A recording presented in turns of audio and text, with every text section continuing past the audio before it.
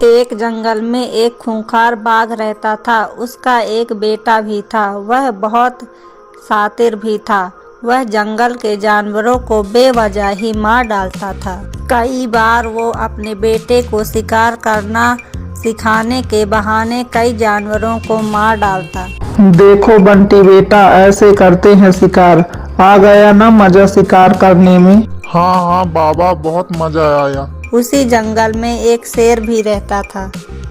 उसका भी एक बेटा था। उसका नाम बबलू था। शेर बहुत दयालु था। वो कभी किसी भी जानवर को नहीं मारता था। शेर की तरह उसका बेटा बबलू भी बहुत ही समझदार था। यहीं उसका उलट बाघ का बेटा बंटी उसकी तरह शैतान बन गया था। दिन भर मस्ती करता फिरता था। एक दिन वह एक ऊंची पहाड़ी पर चढ़ जाता है। वहीं पर मस्ती करने लगता है और मस्ती करते करते उसका पैर फिसल जाता है और वह वहां से नीचे जमीन पर गिर जाता है और घायल हो जाता है और उसके शरीर से खून बहने लगता है।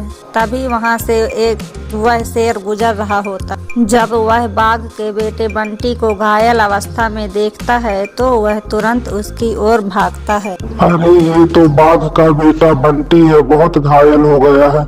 मुझे जल्दी से भालू हकीम को लाना होगा। शेर जल्दी से जाता है और भालू हकीम को बुलाकर लाता है। भालू हकीम उसको देखता है और बोलता है, देखो शेर, इसका बहुत खून बह चुका है। पहले तो हमें इसका खून बंद करना हो, तभी इसके बचने की उम्मीद है। तुम जल्दी से जाओ एक तालाब के किनारे, वहाँ जड़ी बूटी का पेड़ है, वहाँ से बूटी लेकर आओ। उससे ही इसकी जान बच सकती है। और हाँ, जल्दी आना, इसके पास ज्यादा समय नहीं है। इसकी जान भी जा सकती है। हाँ हाँ हकीम भालू, मैं यूं गया और यूं। शेर तेजी से वहां से भागता हुआ निकलता है और भागते हुए तालाब के पास पहुंचता है। उधर वह बाघ भी शिकार के लिए घूम रहा था। अब तक उसे कोई शिकार नहीं मिला। शेर को वहां घूमता देख उसका शातिर मन मचलने लगता है। अरे आज तो मुझे कोई शिकार ही नजर नहीं आया। क्यों ना इस शेर का ही शिकार किया जाए। वैसे भी ये शेर तो कुछ करता नहीं। धरती से आज एक बोझ खत्म हो जाएगा। शेर वहां से जड़ी बूटी लेकर जा ही रहा होता है। तभी बाघ पीछे से उस पर हमला कर देता है और वह शेर संभल नहीं पाता और नीचे गिर जाता है। फिर वह बाघ उस शेर को वहीं पे मार डालता है और फिर जैसे ही वह उसके मुंह में घास फूस देखता है और हंसने लगता है। कैसे दिन आ गए, आजकल शेर भी घास फूस खाने लगे हैं। चलो आज से इस शेर की लीला समाप्त हुई। और फिर वह बाघ अपने घर की ओर निकल जाता है। रास्ते में चलते हुए उसे हकीम भालू दिखाई देता है और कुछ जानवर भी वहां पर पहुंच गए थे।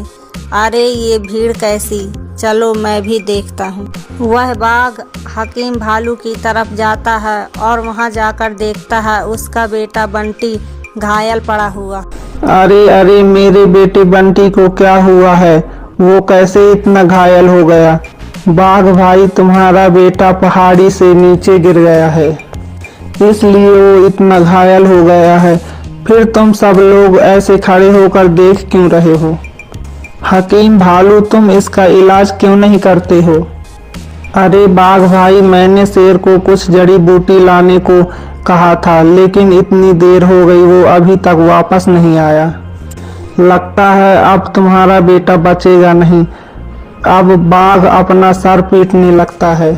अरे मैंने ये क्या कर दिया? मुझे क्या पता था कि वह शेर मेरे बेटे की जान बचाने के लिए वहां से जड़ी बूटी लेकर आ रहा था। मैं भी कितना जालिम हूँ। अब बाघ का बेटा बंटी मर चुका था। तभी हकीम भालू बोलता है, माफ करना बाघ भाई, अब तुम्हारा बेटा बंटी इस दुनिया में नहीं रहा। बाघ बहुत देर तक अपने बेटे के पास बैठकर रोता रहता है और अपनी गलती का पछतावा करता रहता है। फिर उसे कुछ याद आता है और वहां से उठकर चल देता है।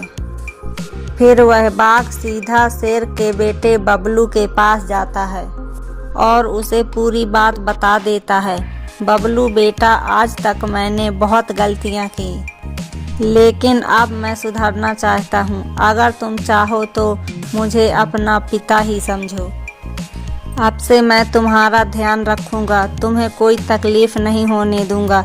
बबलू समझदार था, उसने बाघ की बात मान ली और फिर दोनों खुशी खुशी उस जंगल में रहने लगे। देखा दोस्तों, कभी कभी हम अपने घमंड में अपना ही नुकसान कर बैठते हैं, पर हमें पता नहीं होता कि वो काम हमारे लिए घातक सिद्ध होगा। इसलिए सोच समझकर और उसके परिणाम के बारे में ही काम करना चाहिए। आपको यह वीडियो कैसी लगी कमेंट करके बताएं और चैनल पर पहली बार हैं तो सब्सक्राइब कर दें।